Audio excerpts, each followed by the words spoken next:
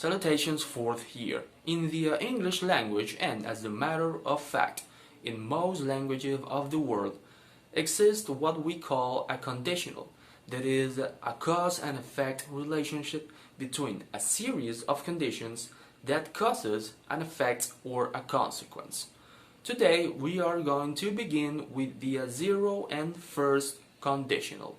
This is the explanation of today's topic. Zero and first conditional.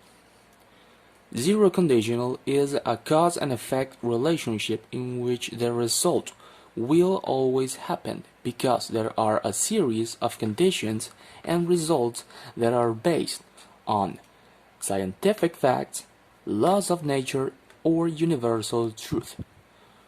If a condition presented that is well known, that is a law of nature or a scientific fact, the result will always be the same because those conditions are based on laws that can be modified. For example, the law of gravity. If we present a condition that is based on the law of gravity, the result will always be the same. But there are going to be more examples later.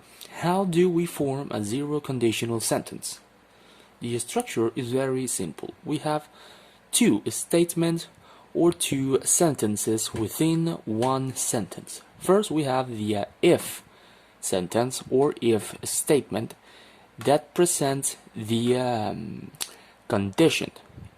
If this condition it is based on a law or a scientific fact, the result that we have over here will always be the same. So, it's a two-part sentence.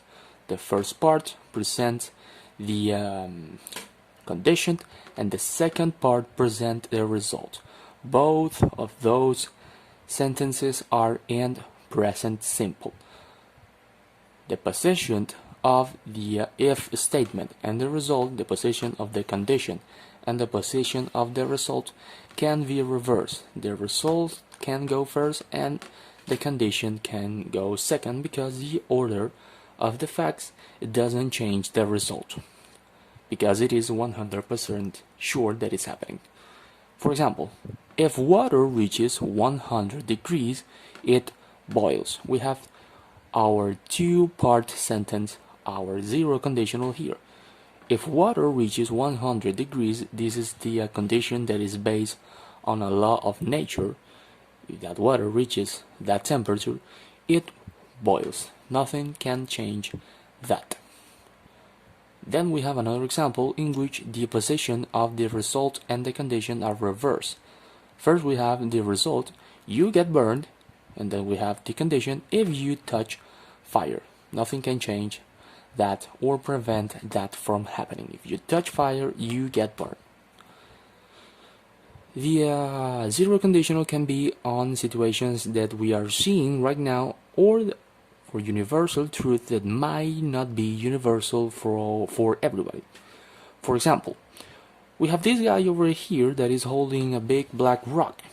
If that guy loses the rock, he is hurt because the gravity will attack him and the rock will fall on top of him and he is crushed. Another situation that is not general to everybody, but some people might be allergic. If I eat peanut, I get sick. That is something that might not happen to everybody, but if you're allergic to a food or drink or something and you eat or consume that something, you will get sick. In this structure, we can use when instead of if, and the result will be the same. For example, when you mix hydrogen and oxygen, you get water. We can use if in this sentence and the structure or the meaning of the sentence will not change. First conditional. This is also cause and effect relationship situation, but in this case the result might happen because the condition is not 100% scientific fact or law of nature, but it's something that if it is fulfilled, the result might happen. Might not be 100% sure, but maybe 90 or 80, I don't know. It is very, very likely to be happening, because there are things that easily can come true. How do we form a first conditional sentence? The structure is 50% similar to the zero conditional. We have the if statement or if sentence in here. This is the condition, if plus the present simple. But then we have a future simple sentence, will and the infinitive. This structure is the most commonly used, but is not the only one, as we are going to see later. So one half and another, the condition and the result. Now, this condition is not a law of nature, is not a scientific fact, the result might not be happening, but is very, very likely to be happening. This condition is fulfilled. For example, if it doesn't rain tomorrow, we will go to the beach. If this condition is fulfilled, if it doesn't rain tomorrow, it is very, very likely that we will be going to the beach. But it's not a scientific fact. It's not a law of nature. But if this happening, is very, very likely for this result to occur. And then we have another example. We have this gray guy over here that is jumping from here to there. If that guy lands well, he will not get hurt. That is something that is very, very likely to happen, because if he lands well over here, he will not get hurt. But it is not 100% sure. This rock might be loose, might be broken, and yeah, maybe he lands perfectly, but maybe this breaks and he will fall to this grace. We have two other rules or situations or things that we can use to this structure. For example, to unite the two statements, the if and the result, the condition and the result, we can use unless, we can use as long as, we can use as soon as, and we can use in case. For example, I will call you as soon as the sitter arrives. We have the situation that we can use instead of if to express the condition. That is this half over here. As soon as the sitter arrives, we have the result and we have the condition, and we doesn't see anywhere the word if, but we can use instead of if, unless, as long as soon as, and in case.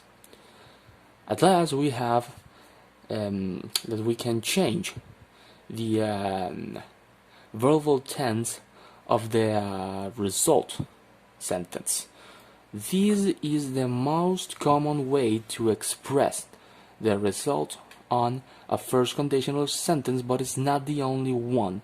We can also use the modal verbs will, going to, can, might, should, or must, because as you know, those results might not be happening. We can accompany, or we can use modal verbs. If the meeting finishes early, we can go to the movies. As you can see, we are using, instead of the will and the infinitive, on a modal verb to express that something might be happening. If the meeting finishes early, we can go to the beach, or we must, or we should, or we might, because the result is not 100% sure. And as you remember from third year, the modal verbs can be used to express that something might be happening.